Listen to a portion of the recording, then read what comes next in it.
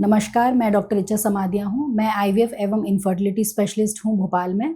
इस वीडियो में हम अपनी आईवीएफ की प्रेगनेंसी जर्नी को कंटिन्यू कर रहे हैं। अब हमारी आईवीएफ की प्रेगनेंसी का 7 वीक्स हो चुके हैं। 7 वीक यानी कि रफली 1.5 महीने का समय। इस समय जो फीटस होता है वो लगभग 1 इंच साइज का होता है और एक ग्रेप के दाने जैसा, ग्रेप यानी कि अंगूर के दाने के समान होता है। इस समय जो प्रेगनेंसी में आपको सिम्टम्स आ सकते हैं, जो सिम्टम्स 6 वीक्स में जो सिम्टम्स थे, जैसे कि नोजिया, टेस्ट का चेंज होना, किसी पर्टिकुलर स्मेल से चिढ़ होना, तो ये सारे सिम्टम्स आपको 7 वीक्स में और बढ़ सकते हैं। कॉन्स्टिपेशन हो सकता है, ब्लोटिंग हो सकती है, बहुत ज़्यादा खट्टी डकारें आना, एसिडिटी या हार्टबर्न हो सकता है। ये सारे सिम्टम्स प्रोजेस्टेरोन हार्मोन की वजह से होते हैं। प्रोजेस्टेरोन हार्मोन की टेंडेंसी होती है बॉडी में रिलैक्स करना। ये इंटेस्टाइन को रिलैक्स कर देता है, जिस वजह से कॉन्स्टिपेशन हो सकता है। स्फिंक्टर्स को रिलैक्स कर देता है, जिस वजह से हार्टबर्न होना, ब्लोटिंग होना, ये सारे सिम्टम्स हो सकते हैं।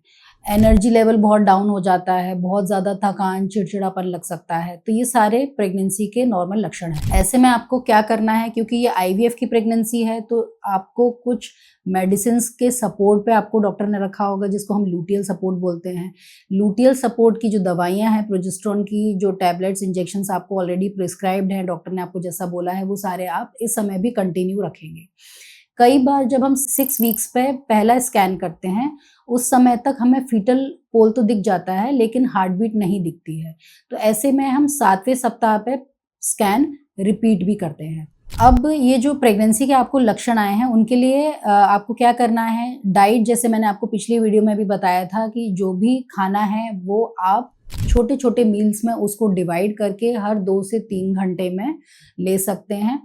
जो भी आपको टेस्ट में अच्छा लग रहा है, डाइजेस्ट हो रहा है, ऐसा खाना आप ले सकते हैं। अपना हाइड्रेशन भी अच्छे से मेंटेन करके रखना है, क्योंकि कॉन्स्टिपेशन की प्रॉब्लम होती है। बॉडी में से भी प्रोजेस्टेरोन हार्मोन निकलता है, हम प्रोजेस्टेरोन को सपोर्ट भी दे रहे होते हैं, तो ऐसे में कॉन्स्टिपेशन की प्रॉब्लम कई बार बढ़ जाती है। इसके लिए आप अपना वाटर इंटेक अच्छा रखिए और जो भी खाना है, हाई फाइबर फूड है, जैसे कि सैलड है और फ्रूट्स हैं, जैसे कि एप्पल है, इस तरह का भोजन और बढ़ाइए। इस समय फीटस में क्या-क्या चेंजेस आ रहे होते हैं, इस समय फीटस का ब्रेन और स्पाइनल कॉर्ड का डेवलपमेंट बहुत फास्ट स्पीड से हो रहा होता है।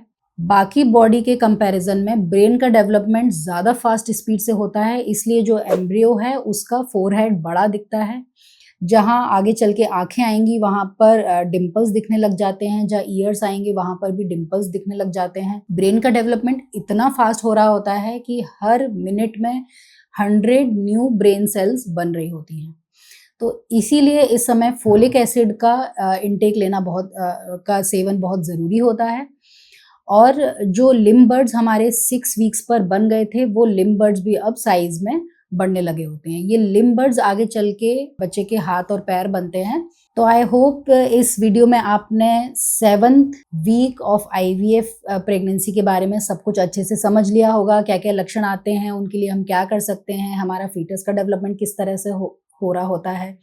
तो आपको अपनी आईवीएफ जर्नी के 7 वीक से रिलेटेड कोई भी डाउट है या कोई भी मन में सवाल है, तो आप मुझे प्लीज़ कमेंट सेक्शन में पूछ सकते हैं। Thank you so much.